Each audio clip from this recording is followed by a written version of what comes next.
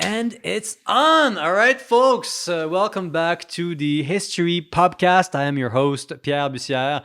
Today, we're going to talk about a fairly new book on the Gestapo. That's right, the political police founded by none other than Adolf Hitler, or the essay. We'll get down to it. The what? Get into that. Well, yeah, we'll get it. We'll get into that. I sense that I just messed up, but that's fine. Just a few words for those who give us the beer of the day. I'm talking about Dominion City. They're based here in Ottawa. I have loved every single beer that I've tasted from them. They've been generous enough to offer us the beer that we have tonight. I am drinking a Brave Noise Pale Ale, and you are drinking? The Sunsplit IPA. The Sunsplit IPA. I love IPAs, man. It's this one's smooth. If Very smooth. you like an IPA, Yeah. I would highly recommend this one. All right. Hear that? Ryan recommends the Sunsplit IPA. And I wasn't even paid to say that. So. He wasn't. But let's talk about Ryan a bit.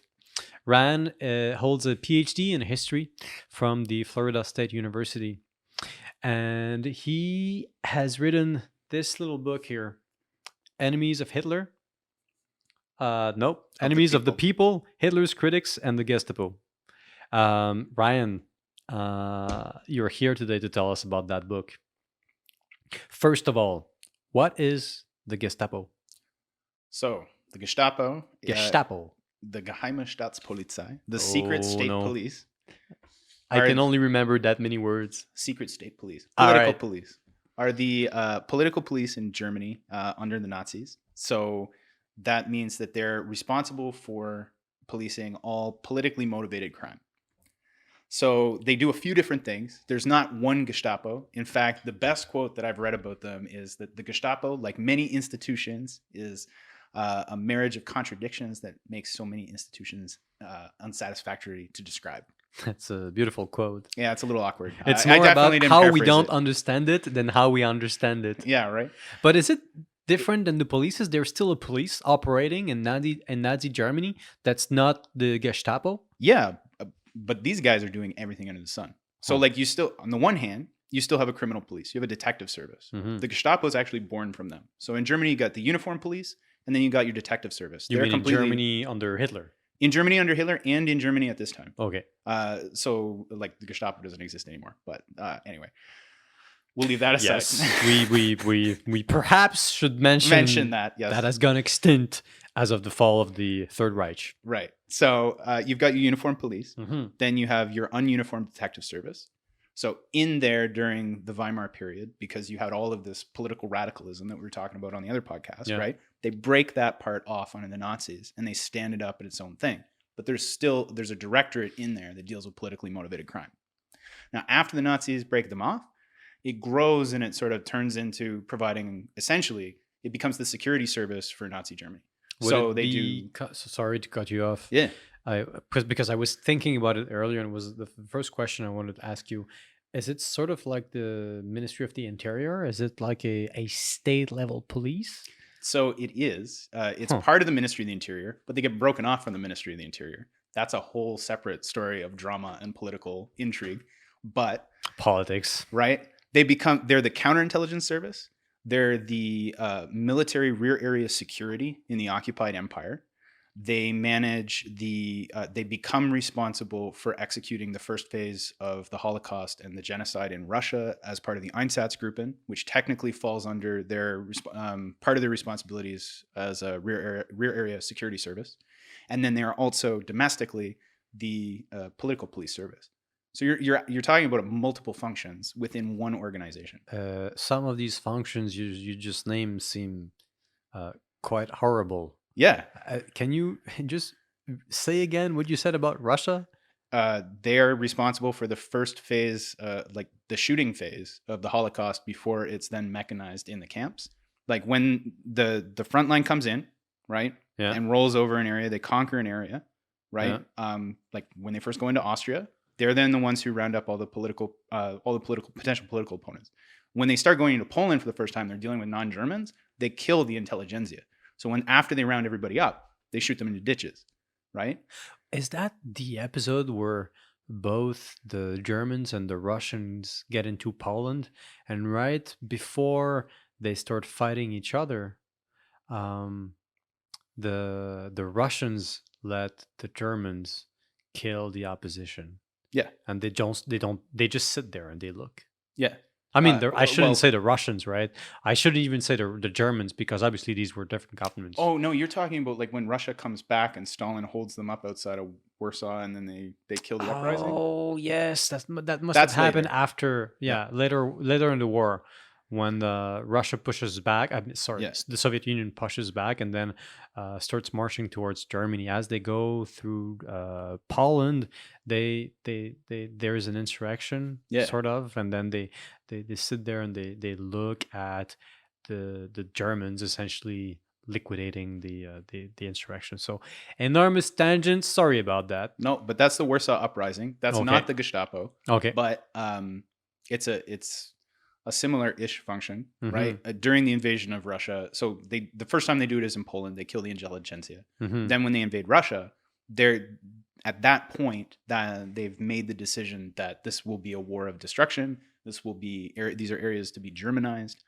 They're taking on too large of a Jewish population to resettle them. So the Madagascar solution is abandoned as a policy option, and they move into the final solution, which is the destruction of Europe's Jews, mass murder, genocide. Is it called? So yeah. This is a pretty terrible, horrible thing. And Uh, that's just one thing that they do. yeah, and so I'm hesitating there because there's a number of ways we can go from there. The final solution Yes. is about the extermination of Yes. Jews from Germany, or in general. Uh, from Germany, from occupied territories in Germany, Okay. to render the areas to be occupied Judenfrei or Right. Judenrein, like Jew free. So in the first, and that policy arises because in the first phase, the Einsatzgruppen, which are drawn from Christopher Browning has a great book called Ordinary Men, which Mm-hmm. looks at reserve police officers who are also part of these groups. But the Gestapo, and specifically the station leaders of the Gestapo, often provide the administrative leadership or the task force leadership of the larger task groups. And so, because they are the legally trained, rhetorically skilled, highly educated professionals of political policing who are the most ideologically committed, Mm-hmm. who then command the groups that go into the towns, round up the entire local Jewish population, round up whatever sort of members of the political, like commissars, people Mm-hmm. who are part of the Communist Party proper, and then take them to the edge of town and shoot them all. And that includes anyone who has any inclination And or sympathy for any sort of communism. no, it's just party members. Oh. And technically, those are two separate policies, which is executed by the army. The army also takes part in this.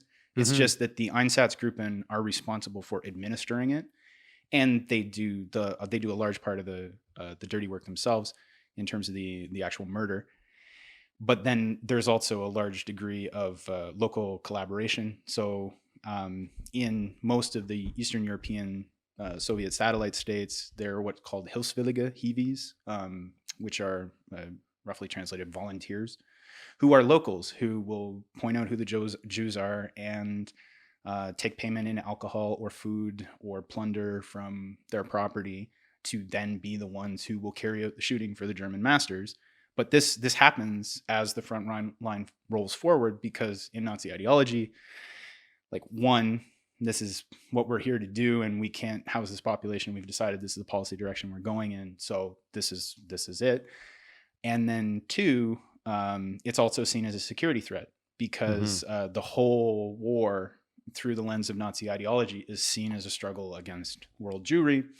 And so it is a security threat to have Jews who are seen as synonymous with the Communist Party in your rear area, and also you're there to settle, to exterminate them and settle the area. So you can keep the Soviets around as slaves or as a local population for labor, but you need to get rid of the Jews. And then because that phase of the Holocaust is so horrific, Mm-hmm. Himmler actually keeps an in-house, like psychiatrist on special on call to deal with PTSD. And if you look at the Gestapo's organization charts, you can see there's actually a subsection that's dedicated to like suicides and mental health issues, to deal with the, you know, you can tell yourself the Right. rhetorical, you can give yourself the rhetorical justifications for what you're doing, but you're still going in and killing like children, Yeah, right? you're still a human, essentially committing gratuitous crime. Yeah. You'll forgive my heavy French accent, but this is one thing that I found fascinating. Is earlier on we had a conversation about the social engineering, Yes. and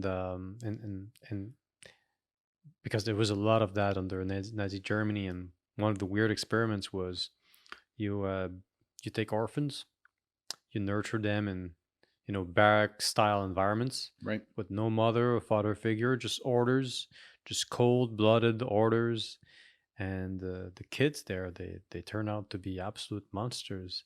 And this is one thing. And in this book here we have Drink: A Cultural History of Alcohol by Ian Gately.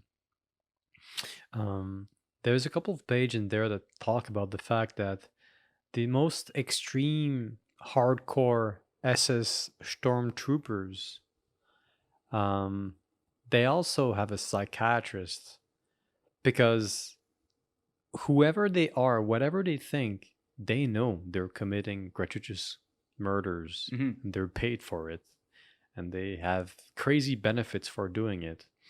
And because this is a book about drinking, um, Ian says, well, quotes others saying, um, some of them, the crazy stormtroopers, they turn alcoholics. They down crazy amounts of liquor to drown the very memory Hmm. of their rampage through villages and villages of defenseless people. I mean, the scale of horror, the scale of it's, I don't even have the words for it. There is so much misery, but also all of this is gratuitous. A lot of these people, they haven't done anything, and they get murdered by the thousands and thousands, and this is day after day, week after week, and months after months. And what's interesting, at least in that book, is even the monsters know they're monsters, and they turn to self-destructing habits. I think it's important to differentiate, because Hmm. it's not, they aren't monsters. They're normal people who have been put into circumstances, Yeah. and radicalize themselves. They don't arrive there. No, of There's a course. whole Yeah. historiography about brutalization, Yeah. and Who's really evil?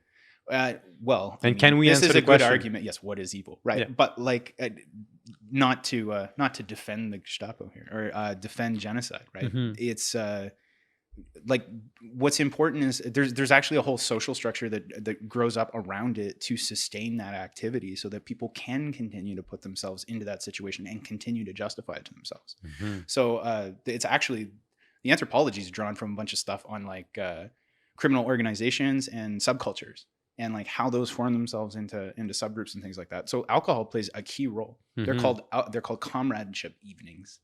Comradeship evenings. Yes. And so you go out and you wipe out a village and you kill all the local men, women, and children. And then you come home and you get blind drunk with everybody else there. And there are stories of guys who are like, cannot see straight, trying to shoot out the light bulbs at the end of the evening because they're too drunk to get out of bed. And like, it's, yeah, they are aware, like you're saying, Mhm. of what they're doing are killing children. Like there's one, the Holocaust Memorial Museum has a quote where it's about like, you shoot the father first so that the father doesn't have to see his child killed, because the child doesn't understand that the father's being killed. And like, these are the kind of mental calculations and small mercies that Mhm. are that these people are engaging in. And that's actually not what the book's about, but it is one of the key functions and Yeah. what people usually know what the Gestapo for. So you're saying that the guys who are asked to do these murderous streaks, they work out some kind of cheat Yeah. in their day to just lighten up the burden. At the end of the day, it's still, gratuitous murder. But they They work out. professionalize it though.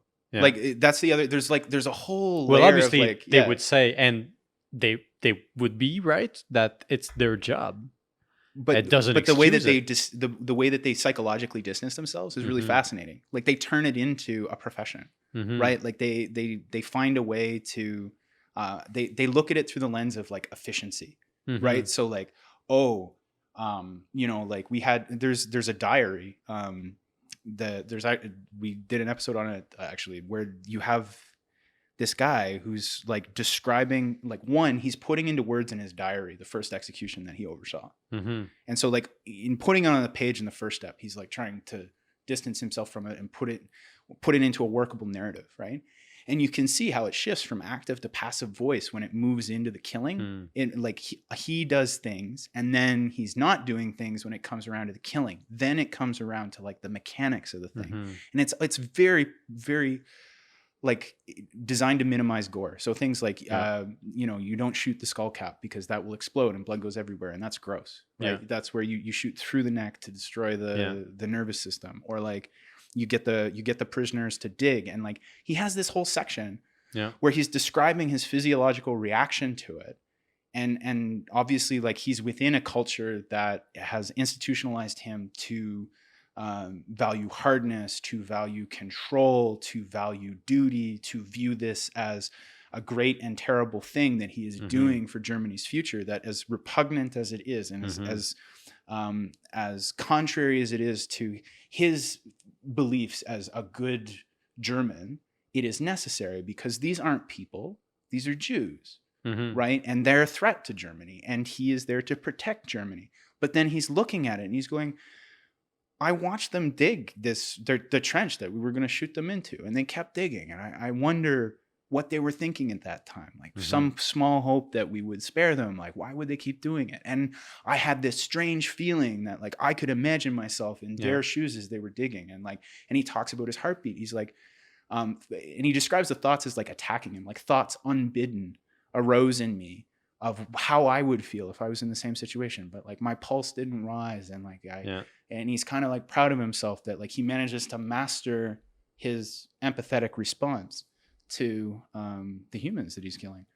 And yeah, it's unsettling. It's heavy stuff. Yeah, it's very, very heavy stuff. But that image, I've had it before, from movies, from books. The person who digs his own grave, because, well, it takes a long time to dig anything remotely as big as a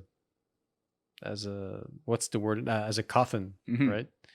If you dig 1 meter down, it's a long time. So it's a long time to suffer the thought that you're about to die. It's a long time to also remain hopeful.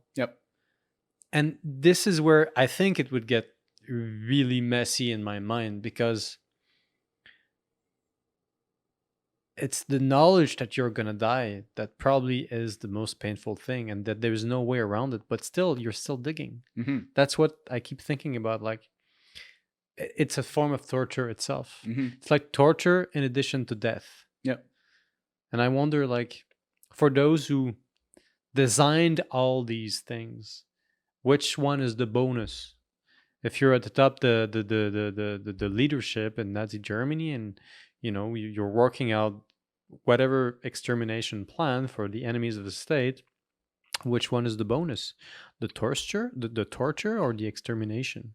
So two things here. One, it's very important that we differentiate what happens in the empire and what happens to like Soviet citizens, and what happens to non-Aryans who do not fit into the image of the people's community. Those are two different rule sets. There's a hard line between those communities. But it's not the torture. That getting people to dig is actually one of the small optimizations that gets people to not reckon with the fact that they're about to be killed. It's giving them something to do. This is one of the optimizations that he works out in his diary, that like, I had them dig, they cried less.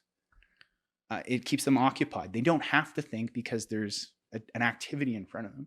I don't know. There's like in one of the Gulag novels where the guy describes like making like really good workmanship to like masonry on this wall that he's putting together in the middle of the snowstorm. Is it from Alexander Solzhenitsyn? Yeah, I believe so. Yeah. I haven't read him. I should. Or it's not Gulag Archipelago, but it's a different one. Anyway, point being Yeah. that that's one of the whole system, the camp system, and the active phase of like the industrial phase of the Holocaust, Yeah. where after the Wannsee Conference you move into industrialized murder of Europe's Jews. That is actually a humanitarian decision to reduce the impact. It's humanitarian not for the victims, but for the executioners. Humanitarian. Wow, it's that concept sounds so wrong. I know. Well, Himmler goes to the front, right? And he goes to one of these Einsatzgruppen executions, and he sees it happen because he's, like for everything else about him, right? He is a good administrator because he involves himself in the personal affairs of his men. And so he needs to go and see it to legitimize it and to embody the culture that he tries to build of personal responsibility within the SS. So when he goes and he sees these executions and he sees the effects that he's having, I forget the guy's name, but it's either an Einsatzgruppen leader or it's a guy on his staff. It doesn't matter. He comes up to me and says, what kind of men are we creating here? Either beasts or neurotics, right? And either beasts or neurotics. Yes. And what does he mean? If we have people do this, and when we bring them back to Germany, like what is a man after that, right? Yeah. That you like everything that we're talking about how messed up it is. It's not lost on them. Yeah. And it's not that's not what they want to be doing. They believe, like, they are convinced that policy goal is necessary, right? But to put people through it and to put who they believe to be their best and their brightest, and they are their best and their brightest, like from the sense of like Harvard, the equivalent of Harvard educated lawyers, like all of these young promising men, right? From our previous podcast, the other podcast we did together, that was on Hitler's Putsch, and you educated me on the fact that the brown shirts, like the black street shirts. Sorry, SS, not the SA. Black shirts, not brown shirts. Sorry. I'm trying to remember the exact words, but you surprised me when you said that the leadership of these guys, the officers, a lot of them, like more than 50%, had PhDs, and I'm still processing that. Yep. Because it stands against anything that I've studied. I thought that they were thugs. It makes a difference when you know that the guys that are not necessarily calling the shots, but leading the operations, they've studied the humanities, for instance. It sends shivers down my spine, and so this takes me in a different direction. But just to wrap up before we go there, though, right? Like, so when he says, "Who are we creating, beasts or neurotics?" It's this idea that if you send your best and your brightest out, and you have them engaged in these horrific crimes, right, and you screw them up psychologically, and then you're going to bring those people back to Germany, and there's like they need to pursue the policy goal for ideological reasons. They believe that's necessary, but they cannot. They do genuinely care about Germans, and they genuinely believe that, like, whoa, we can't do this to them. This isn't right. This is necessary, but it's not right to screw up our people in the process. And that's how you get the death camps, because that's a humane way to industrialize genocide. That is so messed up. Yeah.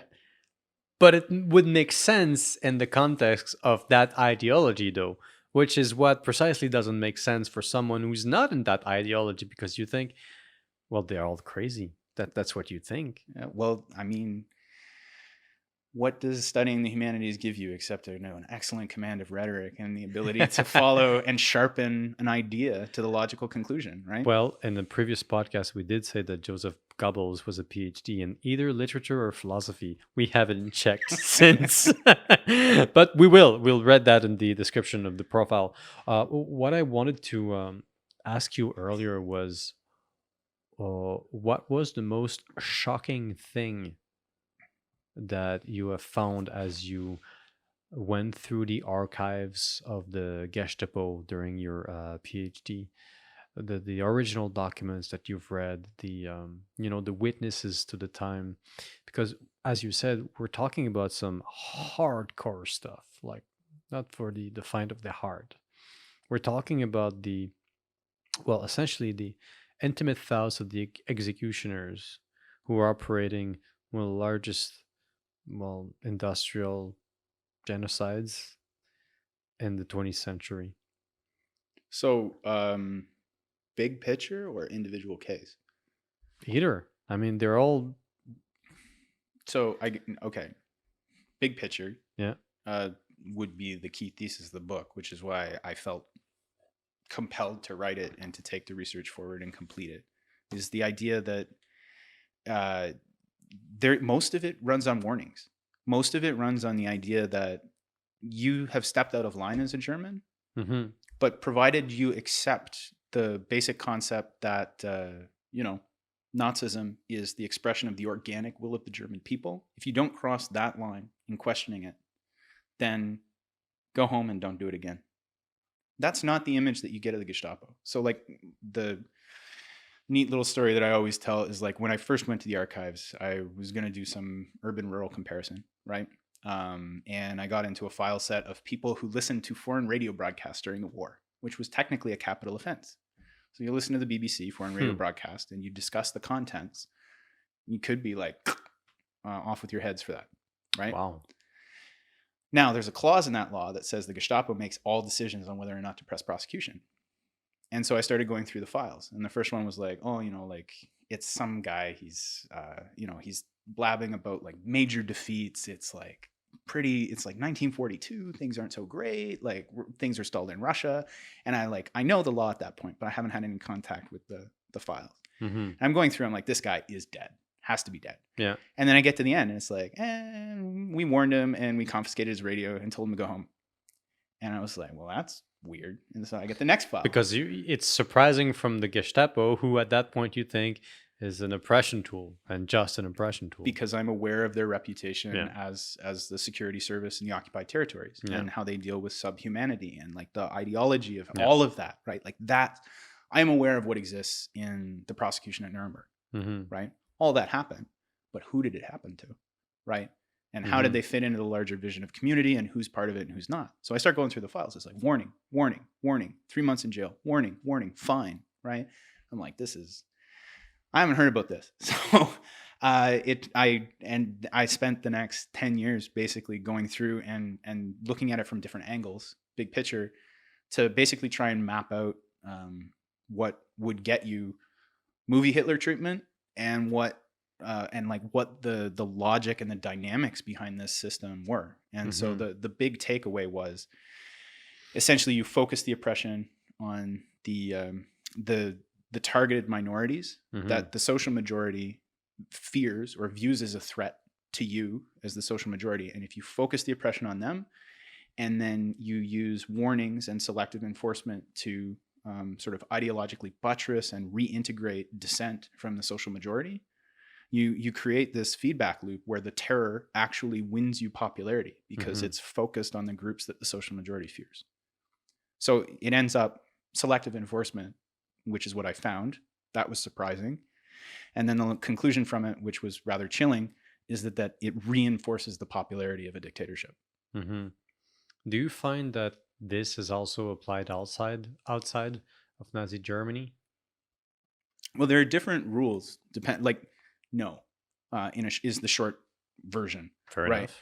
The undergirding ideology is this: the concept of a people's community, the Volksgemeinschaft. This is the idea of an ethno-racial sort of community of values. What is a true German? Do you embody those values? Do you contribute to the realization of the political project? I could get into the detail of that, but the basic idea is like, do you accept Nazism? Do you think that Nazism wants good things for Germany? Are you contributing to those goals as they're defined by political leadership? Or are you just minding your business and at least not challenging it, right? And are you otherwise a good, upstanding citizen? So there's social, cultural, and political elements of it. Provided you aren't ticking the boxes on those through a connection to communism, like Judaism, one of these targeted social minorities, or like in the racial hierarchy of Nazism, right? Like um, like racial defilement, right? These miscegenation laws, like, where like you can't sleep with a non-German, right? You especially can't Well, sleep with that's someone forbidden. from an Eastern A European. German can't sleep with a non-German. Yes. So that's racial defilement is the transliteration of the law. It's a miscegenation law, basically. The vocabulary of it, the lexicon of it, reminds me of some theological predicament. Yeah. "Du shall not sleep with someone who's not of your own kin." Yeah. So there's a guy, oh man, I can't remember his name. Let's call him Steve. No. No? He's I tried. he's a literary professor who ends up residing in Eastern Germany, I believe. Anyway, he has a book that he's Jewish, but he's married to an Aryan spouse. Okay. So they're defined in a special You category say Aryan because of the Nuremberg laws of the time create categorizations, right. That and like the promulgation of the Nuremberg laws is really where you begin to define the different groups into legal categories in Germany. Mhm. So like we talk about these same issues when it comes to social justice in like democracies, right? Like we create protected groups.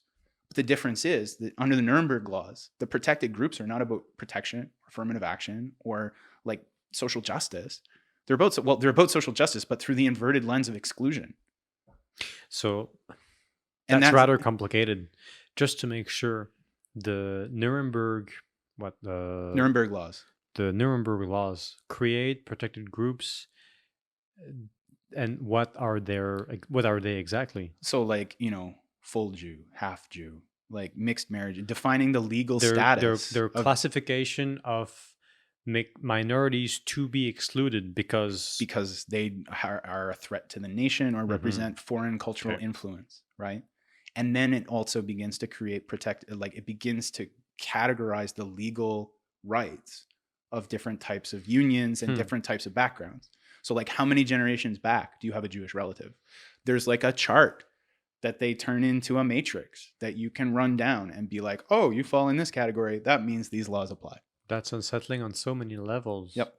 Well, one of the reasons why I think it's unsettling is that it basically applies the Marxist distinction of classes onto people that have different ethnicities because in the Marxist literature there are two kinds essentially. There are two types. There's the worker type, there's the owner / industrialist / high level bourgeois. Right. But it's a distinction based on class, and the idea is they're not reconcilable and they're static and they can't change. Right. And that's the most important point here, they're antagonistic. So they can't work together. Yep. And it seems from what you're saying that the Nuremberg laws, they're creating categories based on the level of threat that they arbitrarily represent. Yes. According in the Nazi worldview. And the Nazi worldview, which is pretty appalling. Yeah. Well, but what it does is it institutionalizes the identity, right? Yeah. And then based on that, different laws apply. So, and this is the thing that really confused me earlier when you introduced the concept. Why would a party who's interested in getting rid of minorities, right, call them protected minorities?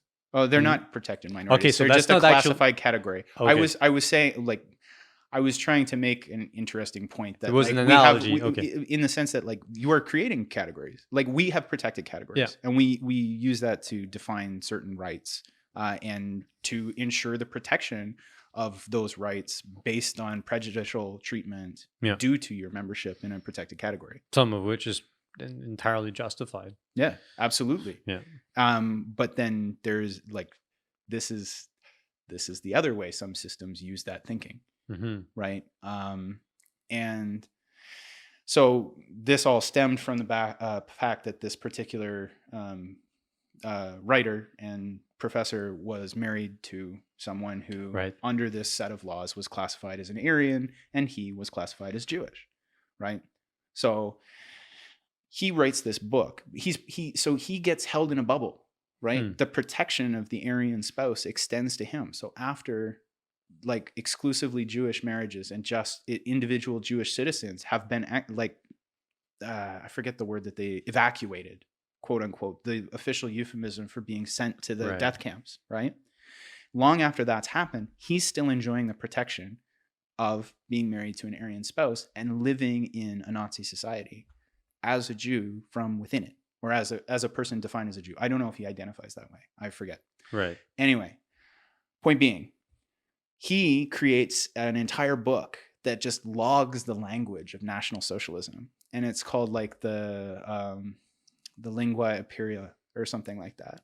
And but anyway, like the imperial the imperial language, vocabulary, right? And like imperial lexicon. yeah, Because I love the word lexicon. That's it.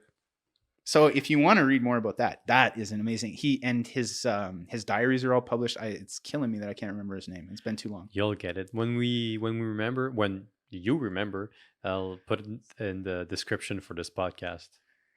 Anyway, I forget how we ended up on that digression, but he's I don't know. It seemed like at some points in the digression, we kind of digressed back into the main point, which was essentially who's the Gestapo. And the reason why we got into the Gestapo from earlier conversations was because it is, first of all, what we know from the excesses of the Gestapo is staggering, because they're taking part of some of the most horrible things that the Nazis are doing. But at the same point, they're elusive because you can't just put a pin on them because they're in so many different places. They have different programs. They're at the forefront of the assault and in Eastern Europe. And so this is a segue back into our point, I guess. One thing you mentioned earlier, and I wanted to get back to it, is on the one hand, they're tasked with eliminating the political opposition, mostly Communist Communism. Party members. One of the other things that they seem to be in charge is the colonization of Russia or Eastern Europe, but also Russia, because Russia is quite big, especially the area down the Volga River, right, where there has been historically a bunch of German settlements, and Hitler has a plan for that region, right? He wants to colonize Russia specifically, like not Eastern European, or maybe that was just a given, and Russia is the next logical expansion, right. And I wonder, like, what's the Gestapo exactly doing in this whole grand scheme of sending Germans to this large swath of land? Right. So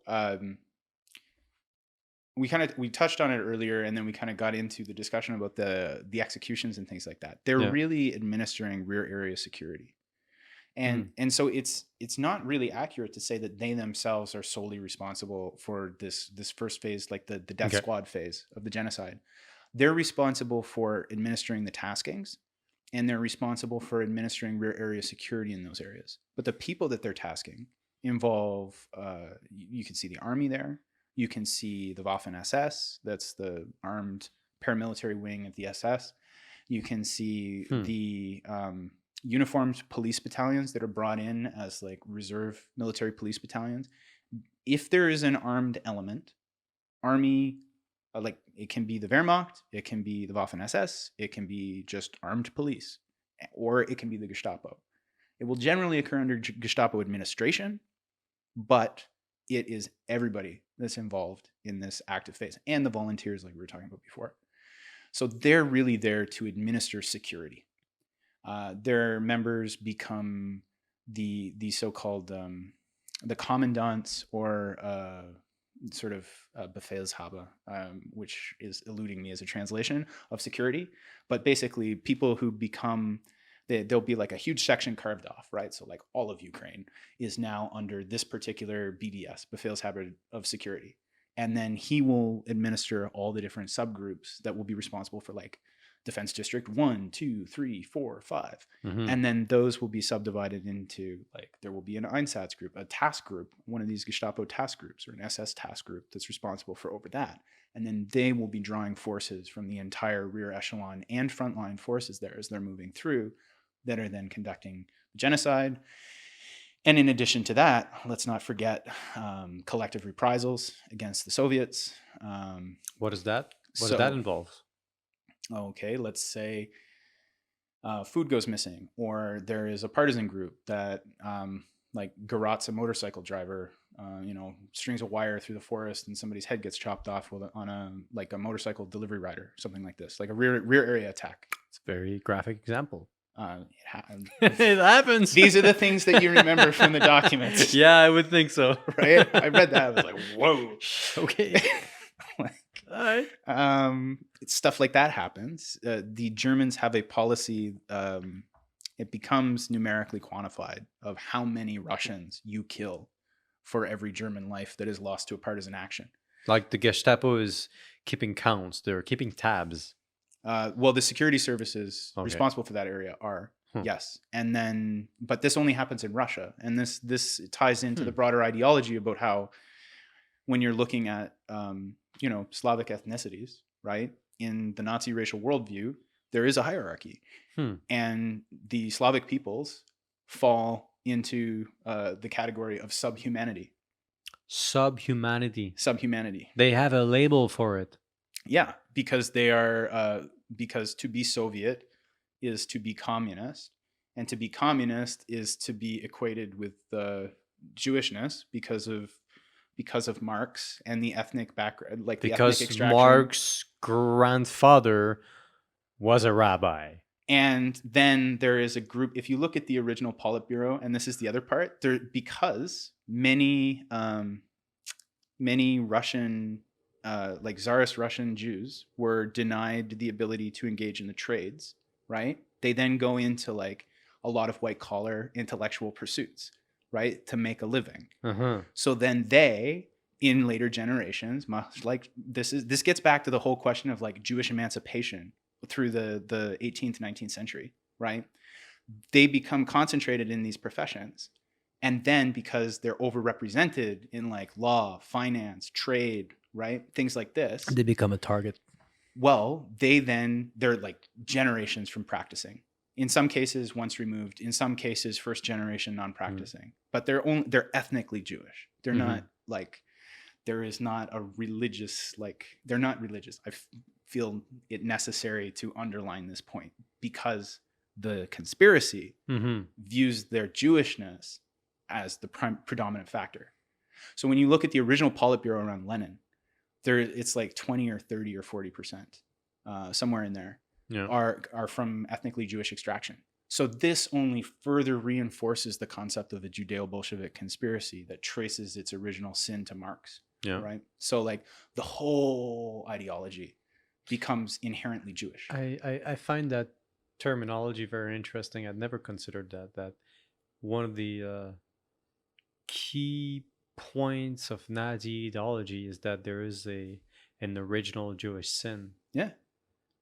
I mean, I think it does capture the importance at which it looks at things that today, we just wouldn't. It wouldn't be on our radar. Yeah. And obviously, this. Well, first of all, it's ideology. Secondly, it leads directly to genocide. Yep. And thirdly, there's no room for the individual. Well, exactly. Everybody is classified into a group category, right? And it doesn't matter what the person thinks about that category, because once you get into that category, it's not you who's making the decision. It's the category, or rather the person who has seen the category. And for me, again, I find that very, very staggering, very worrying as well, is that under the Soviet Union, the same thinking about the fact that what ultimately matters is where you stand in the categories. Like, are you a worker? Are you a kulak? Are you a fist? Are you an former person? Yeah, which is ironic because the kulak is someone who's managed to not starve. Yeah, as if like there was a state of equilibrium, or there was a similarity between not starving to death. And I say that because Russia has very little arable lands, right. And it was particularly important during the First and Second World War because of collectivization. Like, everything was made much worse. It was much more difficult to produce the same output of food compared to the more Western societies, where peasants essentially were able to save some money and buy some stuff. Right. In Russia, you got about 7% arable lands. So you really have to work really, really hard to get the same output of food. Things were starting to get much better Right. in the first decades of the 20th century. Like we're talking about like 1910. Right. Some people start making some money in remote locations. And that matters because remote locations are essentially what Russia is about. Right. It's ginormous. It's 11 time zones or maybe more.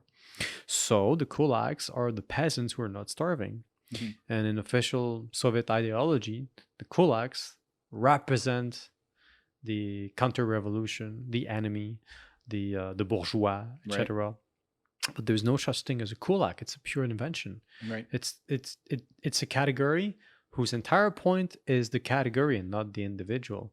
And for me, it's fascinating because you have two sworn enemies, right? You got Nazi Germany and you got the Soviet Union, and they fight each other, and they're not friends. They don't have the same viewpoint, but on some things, on some parts of their ideology, they use categories that are absolutely artificial. Yeah. Their sole point is to justify the broader ideology itself, which is they're necessary. I disagree on that last point. Which is fine because sometimes I may go too far. I think they're an outgrowth An of the outgrowth. ideology. Okay. Like most of them are created in a response to a crisis. Like, Mhm. yes, they're arbitrary categories, but like if we circle back to the previous discussion we were having about how the fear of communist revolution in Germany during the Weimar Republic, the fear of what that represented coming in meant that links up with other ideologies, Mhm. right? And that links up with other cultural narratives, foremost among them anti-Semitism and this issue of Jewish enfranchisement and Jewish emancipation, long-standing underlying issues in Europe, right? And then it becomes melded into a new, larger explanation for Germany's distress and the impending doom of a forthcoming communist revolution, Mhm. right? The fears are real. The narratives become stitched together and catalyzed out of different crises, Mhm. and like the hyperinflation, like the Great Depression, like The 1933 hyperinflation in Germany. in Germany. Yeah. Yeah, I'm just talking about Germany right now. Yeah. And specifically like how you, but it's in the process, like these social movements and these ideologies emerge as social movements by aggregating a bunch of different grievances together and finding a narrative that manages to pull them together. Yeah. Then either through a combination of external labeling or internal identification, Mhm. they then manage to forge that together into, a system of ideas and ideology, right? Yeah. That then becomes an internal justification that allows them to identify issues, identify causation behind those issues, and then propose a policy solution. I think that right there is the point we agree on. Yeah. The context creates the causation. And with distance, we might say, well, that's a terrible causation because it leads to death, murder, and all the things we don't like. Yep. But in the spot they grow very organically. Yeah. Right. Through response to crisis. Which is truly the most worrying aspect of it. Yes. Because it could happen here and right now. Yep. All right. I thought it was going to be a fun podcast. But then again, we were going to talk about the Gestapo. So, okay, maybe that's my fault. Oh, come on. All right. Who doesn't love a little genocide for like conversation,